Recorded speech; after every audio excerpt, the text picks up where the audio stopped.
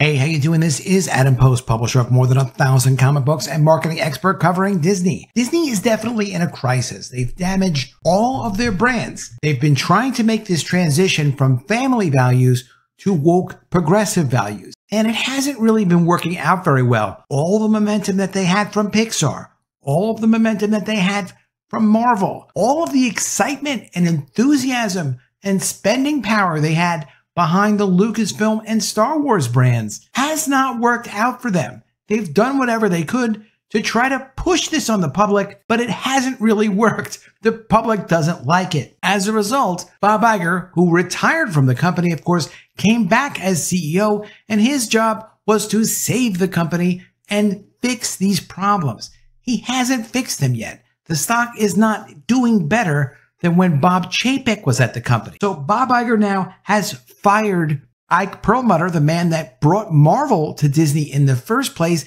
and did so well for Disney, but couldn't have him stay at the company. They fired Victoria Alonso, who probably needed to go years ago, but certainly was a troublemaker.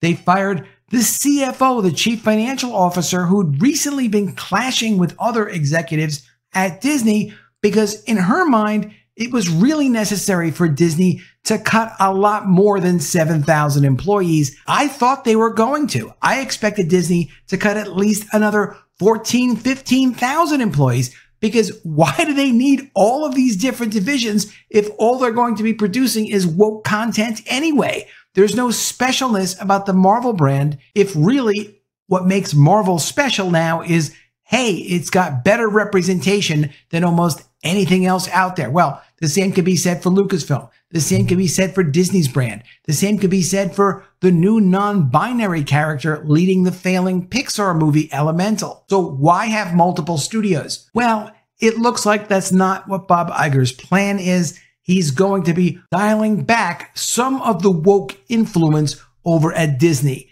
This doesn't mean that they've given up on Bob Iger's fantasy of pushing progressive values through all of Disney's entertainment and through its theme parks.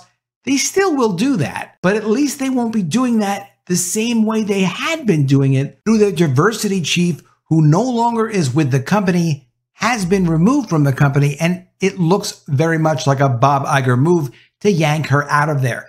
The problem with her is apparently she was allowed to meddle in all of their different divisions, from theme parks to all of their entertainment, pushing diverse agendas into the entertainment, into the theme parks. That kind of stuff, it interferes with them being able to run the individual divisions. Bob Iger has this idea that if he lets each of the divisions have creative and financial responsibility for the success of each of their divisions individually, that he will ultimately have successful divisions, and then he will ultimately have a successful Disney. I don't think that works anymore. I think the diversity, equity, and inclusion agenda has infected way too many creative people in Hollywood and in entertainment generally, and it needs centralized fixing more than it needs this decentralization where you let people do whatever it is that they want to do as long as they agree to take responsibility for it. But let's get into the story. Before we do, please be sure you are subscribed to the channel. Click the bell for notifications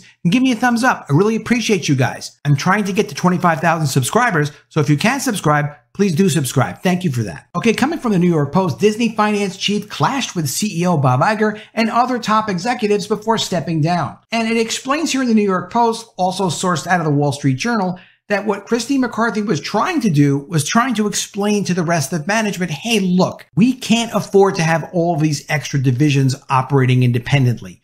We own them. What is the point of having Lucasfilm, Marvel, Pixar, all of these companies operating with all of these extra expenses when we're essentially producing this same kind of content and it's not even really resonating with the public? That seems to be what she was pushing. That basically got her fired. She's right, but it did get her fired. Disney was forced to pay off Victoria Alonso, former president of production at Marvel. I did predict that she was going to get paid off.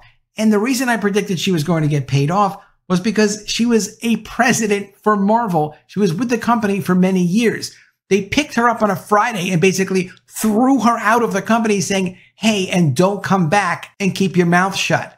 Well, if you want to get rid of an executive and you work for a multi-billion-dollar company, You can't do it on that kind of a short time frame and not pay the person a big settlement. So of course, they paid her a big settlement, but she was a troublemaker and she wasn't getting her job done and she was speaking out against the company. She really did have to go. And Bob Iger, to his credit, got rid of her. That was a good thing to do. Bob Iger also got rid of Ike Perlmutter, who also was a threat to him, was trying to help get Nelson Peltz on the Disney board of directors, which really would have been great for the company, but not for what Bob Iger sees as his legacy. He wants to be known for all of these individual divisions that he brought to Disney. He didn't want to be criticized. And he knows, as well as Christine McCarthy knows, as well as Ike Perlmutter knows, there's way too much overhead at each of these divisions.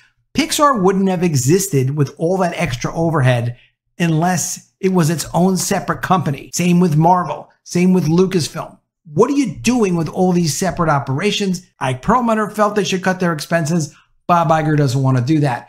In the meantime, they're making these $200 million Pixar movies that people just don't want to go see. So if you're not going to produce this kind of content that everyone wants to see, conservative, liberal, independent, everything in between, if you're not going to produce that content, you can't justify those kinds of expenses.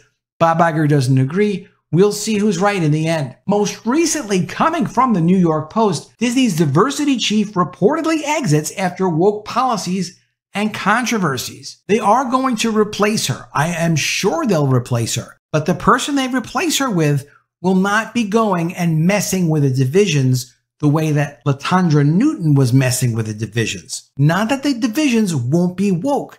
Pixar, Marvel, they're still going to put out their woke agenda stuff. But what you're not going to have is a top-down push where they say, listen, you need to woke everything up a lot more. You need to get rid of all of your gender referenced characters. They're not going to do that because it interferes with what Iger said his vision was. And again, I don't really necessarily think he's correct, but he did clearly state that he wants the presidents of each of the divisions to have creative and financial responsibilities. And that means you can't have an executive coming from corporate saying, no, you're not allowed to have boys and girls. You need to have more gender neutral, non-binary characters. You can't have both of those things. So since Iger is still CEO, he's pushing his agenda of having people have responsibility when you're the president of one of these Pixar, Marvel, Lucasfilm, you name it, divisions. Disney's chief diversity officer, Latondra Newton, is reportedly leaving the company, ending a 6-year stint that generated controversies as the Mouse House adopted woke policies that have alienated many of its core customers. Last year, Disney World in Orlando, Florida grabbed headlines when it did away with its longtime greeting, ladies and gentlemen, boys and girls, from its Magic Kingdom fireworks show to promote inclusivity.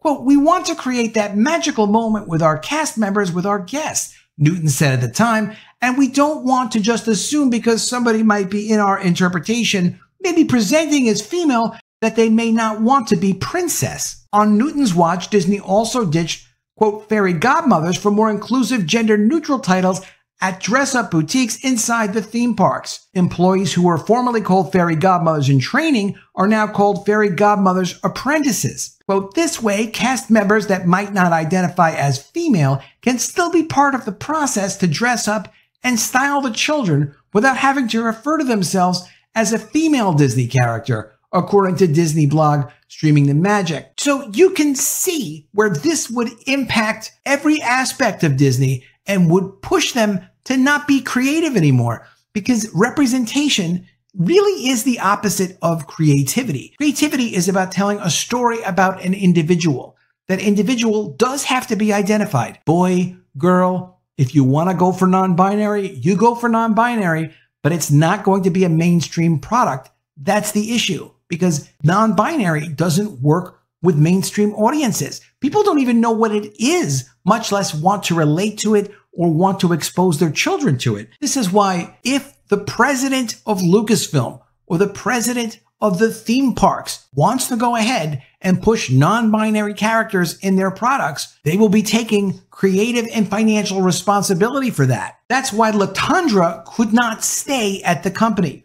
You also don't go as CEO of Disney and speak to Latondra and say, listen, you need to tone down your diversity stuff. That conversation can't be had. It's an impossible conversation to have. because she's been allowed to have crazy free reign over all the divisions for all of these years. So you don't just get to turn the dial down. All you can do is show them the door and say, hey, thanks for being so diverse and go away now. And then when you bring the next person in, you explain to them what their limitations are and what you want from them. And then they say, oh, okay, boss, I will go do that. That's why Latondra had to go, and a new person can come in and fill her role, but they're not going to do what she was doing. Otherwise, there'd be no reason to get rid of her in the first place. Now, Disney is having financial problems.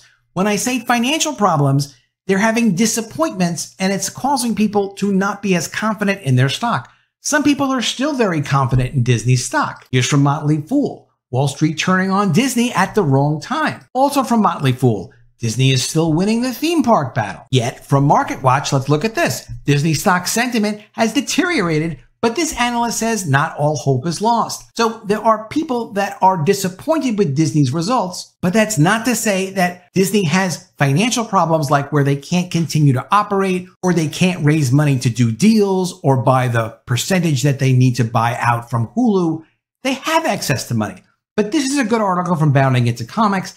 And what they do is summarize what Valiant Renegade has been talking about on YouTube. Great YouTube channel. I definitely recommend them. Valiant Renegade explains that Disney has lost around $900 million at the box office in the past year. Now, is $900 million a lot of money? Absolutely, it's a lot of money. Disney should be making money on their movies, not losing money on their movies. But is it a significant amount to Disney? No, it really isn't, because Disney has already been losing billions. I mean, they've lost more than $11 billion on their Disney Plus streaming service. They're going to continue to lose money on it. Paramount has lost $3 billion on their streaming service in the last year. Comcast has lost $3 billion on their Peacock streaming service. So $900 million is embarrassing. Disney certainly should be able to make money on its movies, but it's not an amount of money that causes a Disney to not be able to pay their bills. If you're ever curious about Disney looks like they're doing badly, maybe they can't stay in business. Maybe they're going to have to sell part of their company just to stay in business. Do this. Google Disney debt ratings, and you'll find something like Fitch, or you'll find something like one of the other companies that look at Disney's outstanding debt, and their whole business is to tell other investors, hey, this is where this company is at on their debt. They're behind. They look like they may have a problem paying it. Or this company has no problem paying their debt. Walt Disney's debt rating is A- as of June 15th, 2023. Very recent. That is for their long-term debt. So are they able to pay their debts? Yes, absolutely. So that means they're not going to have any financial problems. When Fitch or any of these other rating agencies look at Disney, they're very well aware of the obligations of paying for Hulu and all of Disney's other obligations. These are real finance experts that specialize in financial analysis. They understand it. It's not just for Disney. They do it for multiple public companies. They are the experts. No, Disney does not have a financial problem. I go over this on my videos sometimes because I want people to understand that, yes, Disney is getting violently punished, as well they should be, for the stupid woke garbage they've been putting out with the amazing brands and iconic characters they control. But you have to be realistic in this world. And in reality, no, they're able to pay all their bills. How are they going to fund Hulu? The same way that they funded Fox. How did they fund raising $52 billion? They didn't have to pay out $71 billion because someone else bought a bunch of the Fox assets when it came to closing the deal. But how would they fund Hulu? Well, do you know how they funded Fox? Half of it was debt, and half of it was just issuing more stock, which is free to Disney. And here's what's going on with their stock. So their stock is low. It's at $88.10 right now. In the last 52 weeks, the lowest price was $84.07. So it's not at its 52-week low, but it's only just above it. It's not doing great. At the same time, they do have $1 billion worth of stock being sold every day as people trade it, whoever owns it and wants to sell it. And then, of course, other people want to speculate and they want to buy it. Disney is a $160 billion company that, if it was being managed properly, would probably be a $320 billion company, or at least a $250 billion company. There are many, many companies and individuals who want to hold on to Disney stock. So the way that Disney would quickly raise $10 or $15 billion would be some mix of additional debt and creating new stock that they would sell directly into the public, or they would sell it through a convertible debt offering. I've been involved in those before. What happens is a company says, okay, if you want to raise $15 billion, we'll just give you $15 billion. You give us debt and then stock that can be then resold to the public over a certain amount of time, and they do it at a profit. It's not as complicated as it sounds, and when you're a public company, you can raise money in multiple ways. I just like to review that because I like people to have the same benefit of some of my limited experience that some people haven't had before. Ultimately, I think Disney might do something different with Hulu. Maybe they will sell it off as another public company or spin it off and do a deal with Paramount and Comcast and their own Disney Plus unit to be able to create something that instead of loses everybody $3 or $4 billion a year, could be another separate entity that would have different efficiencies that Disney can't possibly get on their own. They should do something like that.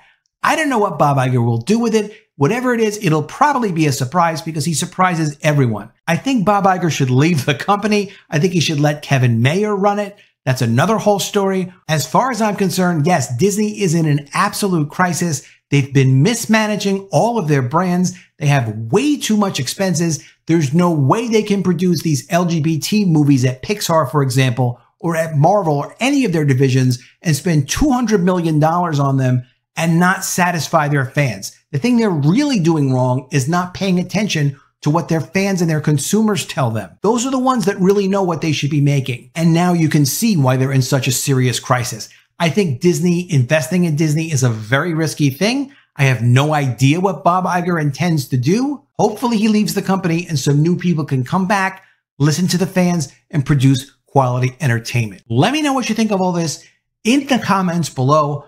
Would you have fired that diversity chief as well? If you're going to bring on a new diversity chief, would you at least tell them, hey, stop messing around with the content.